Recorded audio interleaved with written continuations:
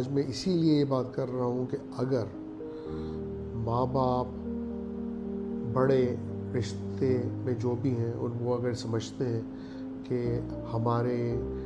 Behaviour کی وجہ سے، ہمارے بچوں کو پالنے کے انداز سے، جس طرح سے ہم بیہیو کر رہے ہیں، جس طرح سے ہم ٹیچ کر رہے ہیں، جس طرح سے آپ خود بیہیو کرتے ہیں، بچے اسی سے سیکھتے ہیں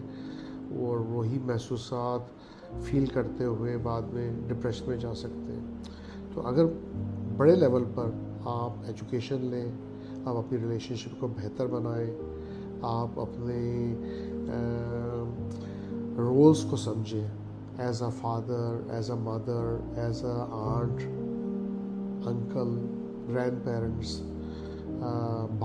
بھائی بہن کے رشتے، تو پھر آپ کیئرفل ہوں گے کچھ کہتے ہوئے، کچھ بولتے ہوئے، کچھ کرتے ہوئے، کیونکہ آپ ہی وہ ماڈل ہیں جس سے بچپن جو ہے کسی کا وہ شیپ ہوتا ہے۔ اور فیوچر کی اگر مینٹل ہیلتھ پریونشن کو ہم دیکھتے ہیں کہ کس طرح سے ہم پریونٹ کر سکتے ہیں فیوچر کے نفسیاتی پرابلمس کو نہ ہونے سے،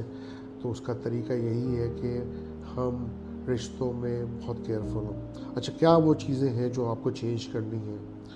چینج آپ کو یہ کرنی ہے کہ آپ کے رولز کیا ہیں۔